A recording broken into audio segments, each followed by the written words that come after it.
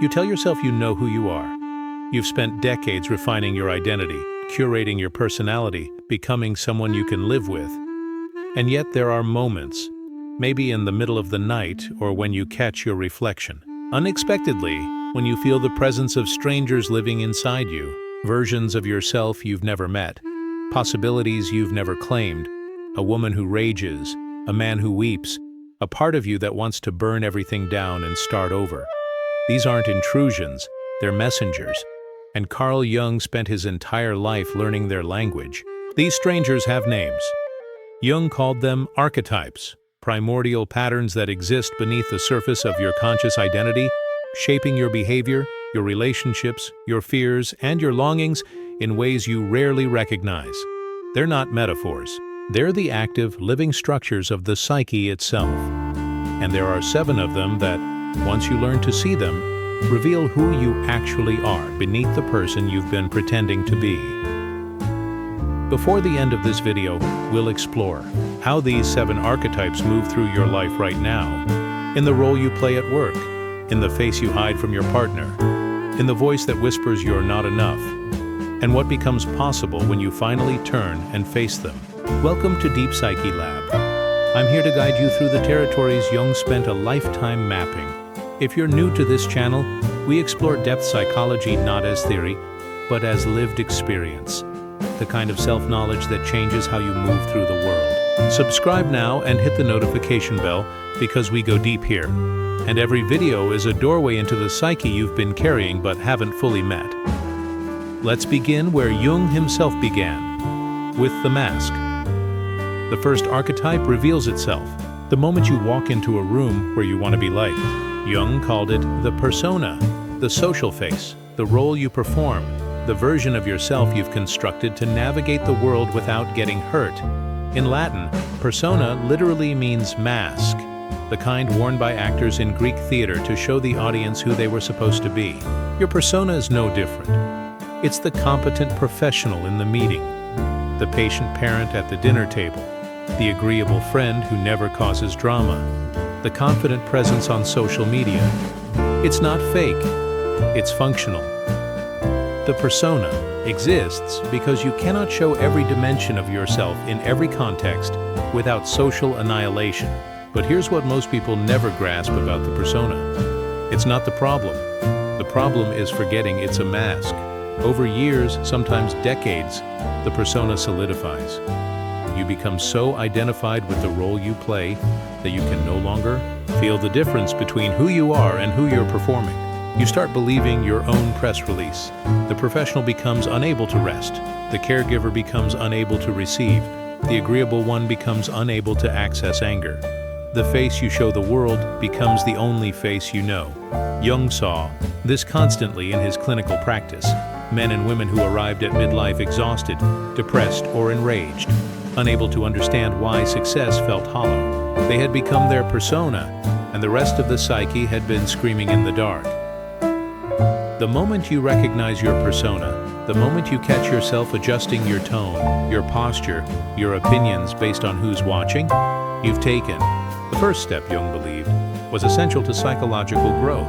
You're no longer unconscious. You can begin asking, what parts of me does this mask hide? What would I say, or do, or want if no one were watching? Who am I when the performance ends? These aren't comfortable questions, because answering them requires you to meet the second archetype, the one you've spent your whole life trying to avoid. The shadow doesn't arrive with fanfare. It shows up in the sudden flush of rage when someone cuts you off in traffic, in the contempt you feel toward people who remind you of something you can't name, in the fantasy that flashes through your mind, violent, sexual, vengeful, petty, that you instantly repress and pretend never happened. Jung described the shadow as everything you've decided you are not, every quality, impulse, desire, and capacity you've exiled from your conscious identity gets stuffed into the shadow, where it doesn't disappear, it ferments, it grows teeth, and it runs your life from behind the scenes. Here's the mechanism. From childhood onward, you learn what's acceptable. If your family valued control, your wildness went into the shadow. If they valued politeness, your anger went into the shadow. If they valued achievement, your need for rest went into the shadow. You became the person they would love, and everything else, the messiness, the intensity, the unpredictability, got shoved into the basement of your psyche. But the shadow doesn't die in exile. It projects itself onto others. You despise in others what you refuse to see in yourself. The person who irritates you most, they're wearing your shadow's face. The quality you find intolerable in your partner, it's the disowned part of you demanding recognition. Jung didn't sentimentalize this. He knew the shadow contained violence, cruelty, selfishness, and destruction. But he also knew it contained vitality, creativity, erotic aliveness, and the fierce no that protects your boundaries. When you reject your shadow, you don't just lose your darkness, you lose your color. Life becomes beige, safe, numb. You become someone who would never hurt anyone, but who also never takes risks, never tells the truth when it's dangerous, never claims what they actually want. The shadow holds the energy you need to live fully. The question isn't whether you have one. The question is whether you're willing to turn around and acknowledge it before it destroys something you love. Active imagination, one of Jung's most powerful techniques, offers a way in. Sit quietly. Imagine the person who most irritates you standing in front of you. Don't dismiss them. Ask, what quality in them repels me? Now ask the harder question. Where does that quality live in me? You'll feel resistance. Your ego will insist you're nothing like them. But if you stay with the discomfort, something shifts. You start to see the outline of the stranger inside you, the one who's been waiting to be met. But the shadow isn't the deepest stranger. There's another figure in the psyche that most people never encounter consciously, even though it shapes their romantic longings, their creative obsessions, and the qualities they find magnetic or repulsive in others. Jung called it the anima in men and the animus in women, the contrasexual archetype, the inner opposite that completes the psyche's wholeness. For a man, the anima is the feminine dimension of his psyche, not femininity as culture defines it, but the receptive, intuitive, relational, emotionally fluid aspects of being human that he's been taught to repress. She appears in his dreams as the mysterious woman, the muse, the lover, the witch. She shows up in waking life as the woman he becomes obsessed with, the one who seems to carry some essential missing piece of himself. When the anima is unconscious, a man projects her onto real women, expecting them to make him feel whole, to provide the emotional connection and meaning he can't access in himself. He falls in love not with a person but with his own inner image. And when the real woman inevitably fails to match the projection, he feels betrayed. The relationship collapses, and he moves on to the next woman, hoping this time will be different, never realizing he's been chasing his own soul. For a woman, the animus is the masculine dimension, not masculinity as culture defines it, but the assertive, structuring, penetrating, meaning-making capacity she's been taught to suppress. He appears in her dreams as the stranger, the guide, the threatening figure, the one with answers. In waking life, he shows up as rigidity, as the harsh inner voice that tells her she's not enough, as the opinions she repeats without examining, as the man she gives all her power to. When the animus is unconscious, he possesses her. She becomes dogmatic, opinionated in a defensive way, unable to access her own authority because she's channeling someone else's. Or she hands her power to actual men, hoping they'll make the decisions, give her life direction, tell her who to be. Jung's radical insight was this: the anima and animus aren't problems to solve, they're gateways. When you stop projecting them onto others and start dialoguing with them internally, they become guides to the unconscious. The anima teaches a man to feel, to receive, to be in relationship with the mystery of his own inner life. The animus teaches a woman to think, to structure, to claim her voice and her vision. They're not foreign invaders. They're the missing halves of your humanity. And until you meet them on the interior, you'll keep meeting them on the outside, in relationships that feel fated and impossible, because you're trying to become whole through another person instead of through yourself. The archetypal pattern that drives this search for wholeness is one of the oldest stories the human psyche knows. Jung called it the hero's journey. Not the external adventure of slaying dragons and rescuing maidens, but the interior quest to differentiate yourself from the collective, to discover who you are, apart from your family's expectations, your culture's scripts, your persona's performance. The hero archetype emerges in adolescence and early adulthood, when the psyche demands separation. You have to leave home, not just physically, but psychologically. It offers freedom, not from responsibility or consequence, but from the exhaustion of pretending. And it offers meaning, the sense that your life, with all its pain and beauty and contradiction, is part of a larger pattern that's unfolding exactly as it needs to. The path to the self is what Jung called individuation. It's not a checklist. It's not something you accomplish and then display on your resume.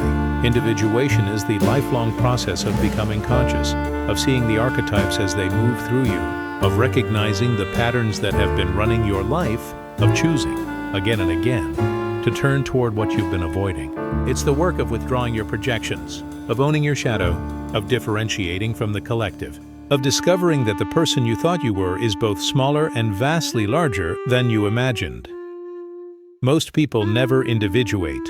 They live their entire lives identified with one or two archetypes, wondering why they feel incomplete. They're all persona, exhausted by performance, or all hero, addicted to struggle, or possessed by the shadow they won't acknowledge, or lost in projections of the Anima or Animus, seeking wholeness in endless relationships that can't deliver what only inner work provides. Jung didn't judge this. He knew individuation was rare, difficult, and often initiated by suffering. But he also knew it was the only path to a life that feels truly yours. So here's the question that matters. Which archetype has been running your life without your knowledge? When you scan these 7 faces of the psyche, the persona's mask, the shadow's ferocity, the anima or animus beckoning from within, the hero's relentless drive, the wise figure's quiet knowing, the trickster's disruption, the self's call to wholeness. Which one do you feel in your body right now? Which one makes you uncomfortable? That discomfort is information. It's the psyche saying, here, look here. This is where your next edge of growth lives. You might recognize that you've been over-identified with your persona, so practiced at the role you play that you've forgotten how to rest in your own presence. The work then is to practice small acts of authenticity, to let someone see you uncertain, to say I don't know without performing confidence, to stop curating and start revealing. You might see that your shadow has been leaking out through judgment, contempt, and projection. The work is to turn toward it, to journal about the person who irritates you most and ask what quality in them you've disowned in yourself. To sit with the uncomfortable truth that you contain multitudes, including the parts you've labeled unacceptable. The shadow doesn't want to be loved. It wants to be seen. And when you finally see it, something loosens in your chest. You might realize you've been seeking your anima or animus in other people, falling in love with your own projections, then raging when real humans fail to be the gods you needed them to be. The work is to withdraw the projection, to ask, what quality am I seeking in them that I need to develop in myself? For a man, this might mean learning to access his own emotional depth, his own capacity for relatedness, without needing a woman to provide it. For a woman, this might mean claiming her own authority, her own strategic mind without needing a man to give her permission. The moment you stop outsourcing your wholeness, your relationships transform, because you're no longer asking another person to complete you. You might notice you're still locked in hero mode, achieving, striving, pushing, proving, decades after you needed to. The work is to let the hero rest, to ask, what if I've already proven enough? What if the next stage isn't about conquest, but about depth? The hero must descend to meet the wise figure, and that descent feels like failure to the part of you that's built an identity on success. But it's not failure. It's initiation. You might sense that your life has become too orderly, too predictable, too controlled, and you're starving for the trickster's chaos. The work is to invite it in consciously, to do something that makes no sense, to let yourself be foolish, to follow the creative impulse that your rational mind dismisses. The trickster doesn't wait for permission, but you can open the door. Or you might feel the pull of the self, the ache for wholeness, the exhaustion with fragmentation, The hunger to finally live from your center instead of from the roles, the fears, the defenses. The work is to honor that call, to create space for stillness, to dialogue with your dreams, to notice what your life keeps trying to teach you, and finally listen. Jung believed the psyche wants wholeness the way the body wants healing. It moves toward integration if you don't block it. These archetypes aren't destinations you reach. They're currents you learn to navigate. And the navigation requires one thing above all: consciousness, the willingness to see what you've been avoiding, to feel what you've been numbing, to meet the strangers inside you not as enemies but as forgotten parts of your own soul. Because here's the truth the archetypes reveal. You are not the small, frightened, carefully controlled person you've been pretending to be. You're vast.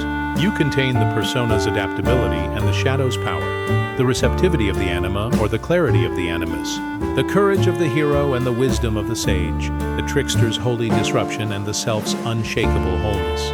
All of it lives in you right now, not as potential, as presence, waiting for you to stop performing and start inhabiting your actual life. The 7 archetypes don't reveal a stranger. They reveal you, the person you were before the world taught you who to be, and the person you're becoming as you remember. Your soul already knows its shape. Your work is to stop betraying it. In the comments, share one word that captures which archetype you're working with right now. Just one word: persona, shadow, hero, anima, animus, trickster, or self. No explanation needed. Just name it. Sometimes speaking it aloud is the first act of consciousness. This channel explores psychology for self-understanding and is not a substitute for professional therapy. Thank you for going this deep with me today. If this exploration resonated, give it a like and subscribe to Deep Psyche Lab for more journeys into Jungian psychology and the territories of the soul. Hit the notification bell so you don't miss the next video. We're just getting started. Until next time, do the inner work. The archetypes are waiting. You have to encounter the unknown, face trials, discover your strength. The hero is the part of you that says, I will become myself, no matter the cost. But here's where most people get stuck. They complete the hero's journey once. They leave home, build a career, establish an identity, and then they stop. They think the work is done. Jung saw this as the great trap of the first half of life. The hero is necessary. You need that fierce individuality, that drive to prove yourself, that willingness to fight for your place in the world. But if you stay in hero consciousness past midlife, you become rigid. The strengths that got you here become the defenses that keep you trapped. The independence becomes isolation. The self-reliance becomes an inability to receive help. The drive becomes workaholism. The hero, who doesn't know when to stop fighting, ends up at war with his own life. The transition usually happens through crisis, a health scare, a relationship collapse, a career that suddenly feels meaningless, the symptoms of a psyche that's ready to move deeper but doesn't know how. Jung called this the confrontation with the unconscious, the moment when the structures you've built start crumbling, not because you failed, but because the self is demanding more. The hero must descend, must encounter what lies beneath the identity he's fought so hard to construct. And that's when the next archetype emerges. If you've felt something shift as we've moved through these patterns, if you're recognizing yourself in ways that are uncomfortable and clarifying at once, take a moment to like this video. It helps others who need this depth find it, and it tells me you're ready for what comes next. The wise old man or wise old woman appears in the psyche when you're ready to stop fighting and start listening. This is the archetype of inner knowing, the voice that doesn't shout but speaks with quiet authority, the presence that sees patterns you've been too close to notice. In fairy tales, this is the crone who gives the hero the magical object, the hermit who offers guidance at the crossroads, Gandalf, Yoda, the therapist who asks the question that cracks you open. In your interior life, the wise old man or woman is the part of you that knows what you need before your ego does, that understands suffering as initiation rather than punishment, that can hold paradox without needing to resolve it. This archetype doesn't emerge through striving, it emerges through surrender. Not the collapse of the ego, but the ego's willingness to serve something deeper. You stop asking, how do I get what I want? And start asking, what is my life trying to teach me? The wise figure within doesn't give you answers. It gives you better questions, It teaches you to read the symbolic language of dreams, of synchronicities, of the patterns that repeat in your relationships and your choices. It shows you that your neuroses aren't defects. They're the psyche's way of protecting something, vulnerable until you're ready to see it. Jung's own encounter with this archetype came during the most terrifying period of his life. After his break with Freud in 1913, he entered what he later called his confrontation with the unconscious, a voluntary descent into the imaginal realm, where he dialogued with figures that emerged from depths he hadn't known existed. One of the first figures he met was Philemon, an old man with the wings of a kingfisher and the horns of a bull. Philemon became Jung's inner teacher, speaking wisdom Jung knew didn't come from his conscious mind. Through these dialogues, which he recorded in the Red Book, Jung learned to differentiate between his ego's voice and the voice of the self, the larger intelligence that was guiding his individuation. You don't need a dramatic breakdown to meet your inner wise figure. You need stillness. You need to stop filling every silence with noise and distraction. Sit in the question you're most afraid to ask yourself. Wait. Notice what arises, not as thought, but as image, as sensation, as a subtle shift in the quality of your attention. The wise archetype speaks through intuition, through the dream that lingers all day, through the book that falls off the shelf at the exact moment you need it. It speaks through your body when your mind is lying to you, through the inexplicable pull toward or away from a choice.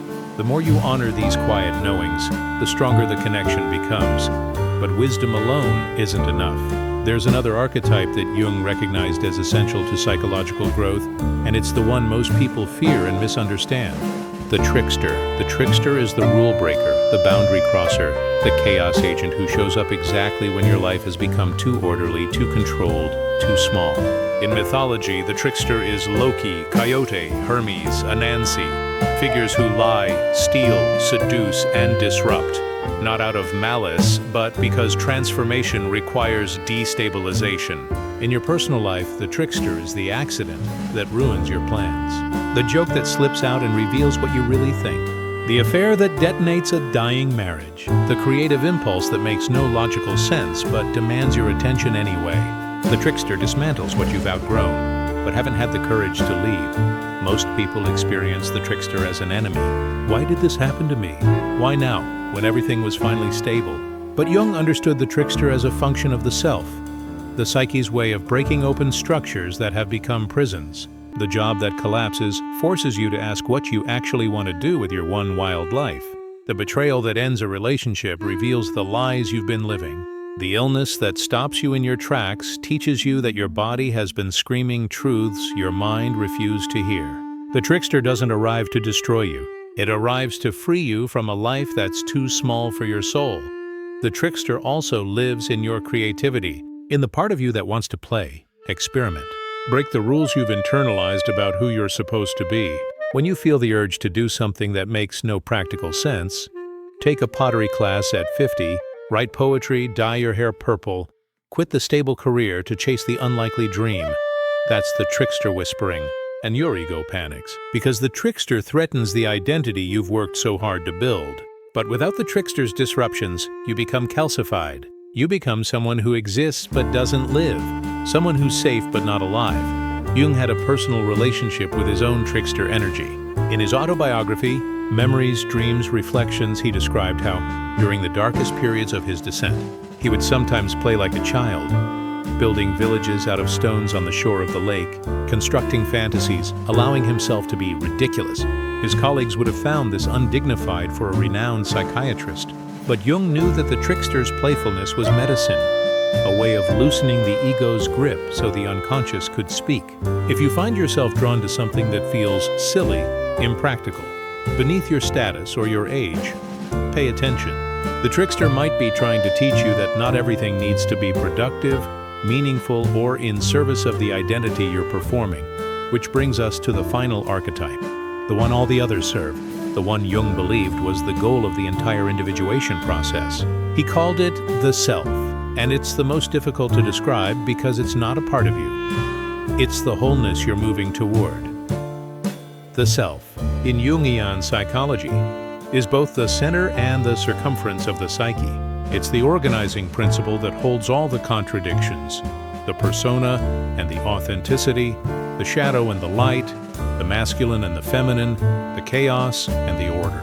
The self is who you would be if you stopped rejecting parts of yourself, if you integrated your shadow instead of projecting it, if you reclaimed your anima or animus instead of seeking them in others, if you allowed the hero to rest and the wise figure to guide and the trickster to play. The self is the totality of your being, known and unknown, conscious and unconscious, actual and potential. But here's the paradox Jung insisted on. You don't create the self, you uncover it. It's already there, whole and complete beneath the fragmentation. Your work isn't to become someone new. It's to remove the layers of conditioning, fear, and performance that have obscured who you've always been. The self is the person you were before the world told you who to be. It's the aliveness you felt as a child before you learned shame. It's the truth you know in your body before your mind talks you out of it. And it emerges not through addition, but through subtraction, through the stripping away of false selves, through the integration of split-off parts, through the willingness to stand in the center of your own life without apology. Jung represented the self symbolically as the mandala, the circle, the sacred geometry that appears across cultures and religions as an image of wholeness. Mandalas showed up spontaneously in his patients' dreams during moments of profound integration. They appeared in his own visions during the worst of his crisis. The self, he said, is often experienced numinously, with a quality of the sacred, because when you touch your own wholeness even briefly, it feels like meeting God. Not a God out there, but the divine as it lives through your particular existence. The self doesn't promise happiness. It doesn't promise ease. What it offers is authenticity, the bone-deep rightness of living aligned with your actual nature instead of the one you've been performing.